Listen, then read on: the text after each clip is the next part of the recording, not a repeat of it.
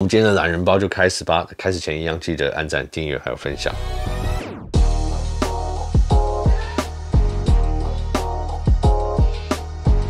蛮遗憾的，这一次没有新的硬体。有时候他们在 WWDC 的习惯是在发表会的时候，他们不会讲到硬体，那可能在整个活动的期间会慢慢的发布硬体，所以可能我影片上的时候就有新硬体上市，这也不一定。好，那我们就先来讲，就是今天所发布的部分，总共有 iOS 14、iPadOS 14，然后 watchOS 7、tvOS， 然后还有 macOS Big Sur。好，那这个就是 WWDC 的懒人包，我尽量简短，然后讲到每个比较重要的功能，然后还有最后一个最大的发表，就是苹果即将在2年内，然后慢慢的把他们所有的 Mac 的产品线里面使用的晶片都转到它自行设计的晶片上面。那我们等一下再来慢慢讨论这个部分。OK， 那我们先讲 iOS 14。先前所提到的就是一个最大的部分，就是桌面会不会有可以制定小工具的部分。那现在确定是有这个功能了，就是每一个 App 可以在桌面上设定不同的尺寸，展示不同的功能。有人可能会说这个比较像 Android， 可是我觉得其实还是不太一样，因为它其实还是蛮锁定，就是说你能使用的方式跟尺寸。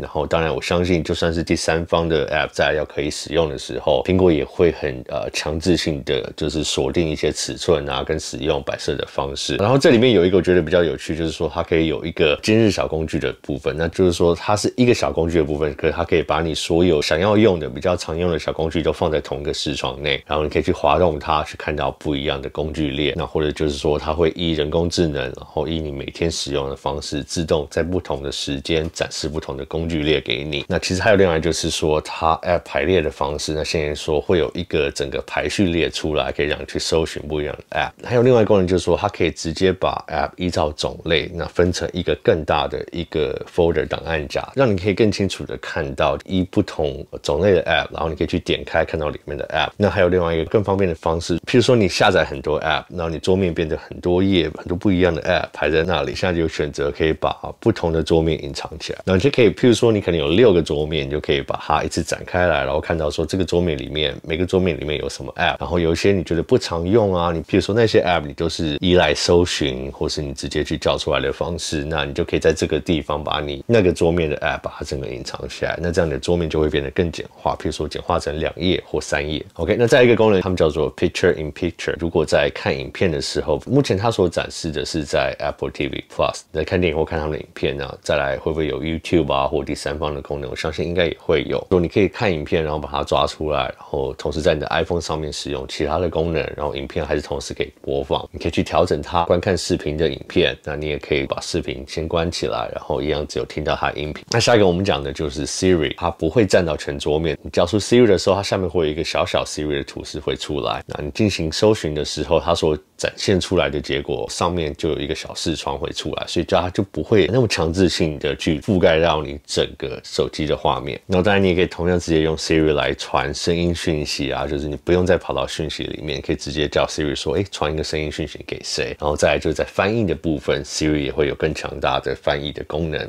好，那再来就是 Message 的 App， 先前有讲到它就是加入一些就是现在 LINE 已经既有的功能，你可以把一些重要的聊天置顶。那另外还有在群组的部分，你可以直接 tag 你要说的人，或者你直接选一段对话，然后去针对这段对话去回复它。那下一个就是地图，那地图就是其实有很多新的功能出来，然后它一开始都是只有美国有，那再会慢慢开放到其他的国家，那它会有更多的隐私功能，然后会增加提供你骑脚踏车怎么到那个定点的建议。然后在中国的部分，他们譬如说在中国有些城市，他们可能固定的车牌号码会分不同的天可以进入到市中心，这个时候你就可以在地图里面自己输入设定好你的车牌号码，它的地图就会直接跟你讲说，你今天可不可以开到市中心的什么地方什么区域。 OK， 那再就是 CarPlay 可以换壁纸，有更多的 App， 然后现在的 iPhone 配合新出来的车，你的 iPhone 可以变成你的车钥匙。那这个里面的功能我觉得有几个我比较喜欢的部分，你的车钥匙可以分享给别人。那比如说在你家庭，你可能有一个青少年刚拿到汽车驾照，那你可能想要限制他可以开车的方式，你想要追踪他开车的方式或限制他的车速，那你在分享这个智能车钥匙给你家中的小孩的时候，那就可以限制他所开车的车速，这个功能我觉得还不错。好，那下一个就是我觉得还不错，它叫做 App Clip，这个功能我觉得还蛮喜欢的。我们有时候在外面可能看到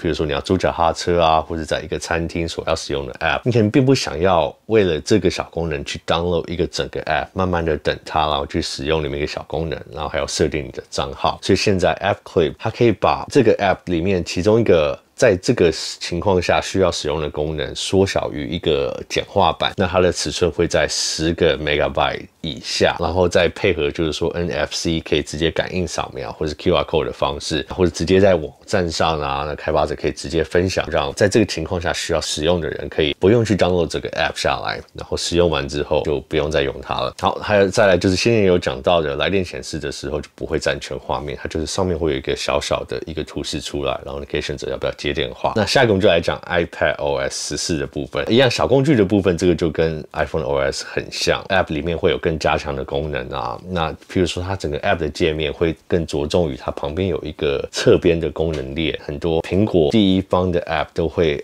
整个设计语言都会很着重于侧边功能列的。你等一下这个部分在 macOS 也会看到。OK， 然后 Siri 的部分也是一样缩小，就跟 iPhone 一样。然后还有在搜寻的时候，它的功能更强大。那这个其实就很像我先前在 Mac 上面也介绍一个 App， 现在在 iPadOS 上面搜寻，就是可以搜寻的部分会更广，可以搜寻到 App 里面的东西啊，或者你跟朋友的对话，然后也可以直接搜寻网站，然后就直接跳到那个网站去，让整个搜寻的功能更强大。再一个最大的亮点就是 Apple Pencil 资源的部分，很多人可能在 Apple Pencil 可能在写字啊，他手上已经抓到这支笔，那有时候可能要跳到网页啊，或是一些搜寻栏里面，它变成又要用键盘叫出键盘去打字，那现在不用，你可以直接在那个搜寻列里面直接用 Apple Pencil 去写字，它会自动感测你写的是什么，把它转换文字档。我觉得最惊艳的部分就是说，你在任何其他地方你要使用这个手写，那你可以配合2个不同的语言，或许或更多。可是他们展示出来的，我看到就是说它有英文跟中文的部分。那这个说真的对我而言就很实用。那我相信看我影片的人也是讲中文语系的人，那我觉得这个对我们都会非常实用。那另外一个就是说，在你写字的时候啊，你可能在做笔记的时候，那你可以那个字写完之后，你可以直接去选择那个字的部分，可以说可能要把它转换为一般的文字，那你可能在另外一个 App 的时候，你就可以把它贴上去，就变成一般的文字，或者是说你在这个做笔记的 App 里面，你可以直接抓起这段文字，改变它的颜色。在这个部分我就还蛮喜欢的。好，那再来就是 AirPods 的部分，它会有更多新的功能，这个我觉得非常好，它会自动切换装置。其实现在的 AirPods 在装置切换的时候，相对起来其实比很多其他蓝牙耳机都还要方便很多。再来新的更新会更方便的，就是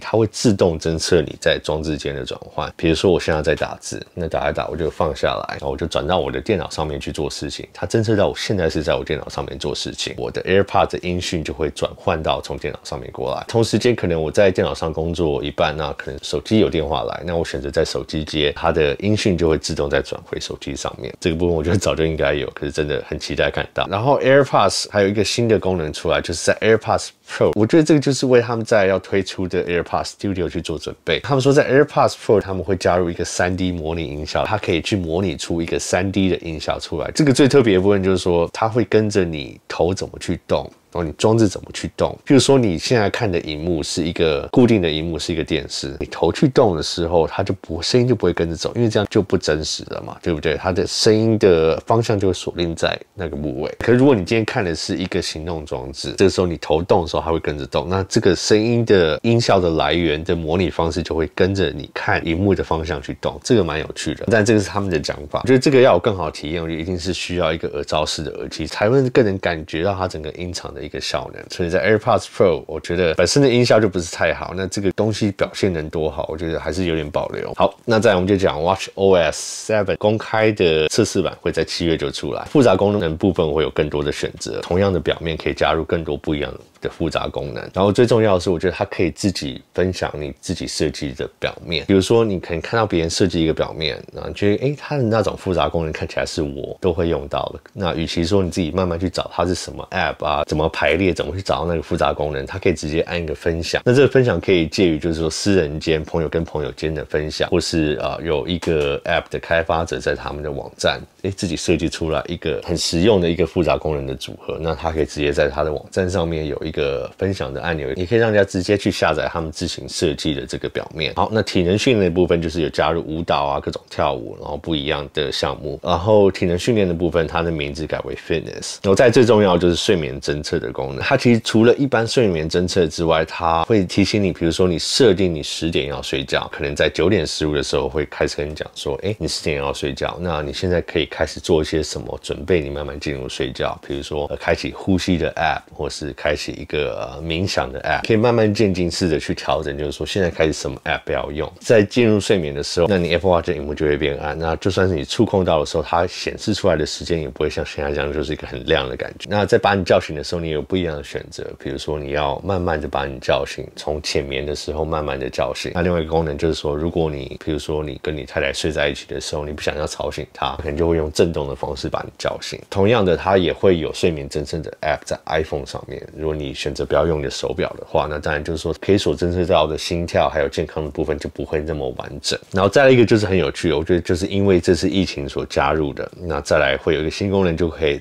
自动侦测你洗手的时间，然后它会用手表去侦测，譬如说你手洗手的动作，然后它也会用麦克风去侦测的水声，知道说你现在正在洗手，它会开始有时间跟你说，你还需要洗多久，你还需要洗几秒。下一个部分就是隐私的部分，那这个部分其实就是并不只是在 WatchOS， 这个其实是在 iOS、iPadOS 还有 macOS 上面。再来就是说，所有的 App 开发者以后在 App Store 里面，他们都必须要提供这个 App， 他们怎么追踪你的个人资料，那他们使用你的地点资料啊，或者说他们怎么分享你所分享给他们的资料，那这个以后在你下载前，在那个 App Store 里面都可以看到，它所有的分享资料都会列表出来。那这个时候你就可以看，然后去选择说这个 App 是不是我想要用，我想不想分享那么多私人的资讯给这个 App 使用。那这个功能我觉得非常好。再来就是 Home App 的部分，会有更多自动化的功能，光线会自动调整色温啊，可是这个当然也要配合这样功能的硬体。摄影机那也可以侦测到脸，会整合到 Apple TV 上面。那以后 Apple TV 上面，比如说有人按你门铃，然后你前面有一个摄影机整合到 Home App 里面，在看电视的时候，它就会自动有一个小萤幕跳出来，你就看到说现在是谁在按你的门铃。现在讲到 tvOS， 那再来就是讲 tvOS， 那再来就是说他们会支援不同使用者的账号，那你可以更换不同使用的账号，会支援更多的 Xbox 的摇杆啊，也一样会有 Picture in Picture。比如说你可能在健身的时候，你又同时想要看其他的东西，你就可以抓一个小萤幕出来。好，那再来就是讲 macOS Big Sur， 那他们一开始就着重于在说，它在整个设计语言上做了一个最大的更新，是从有 macOS 10开始最大的更新。那我看到它的风格的时候，我就觉得说，这个就是我们先前所提到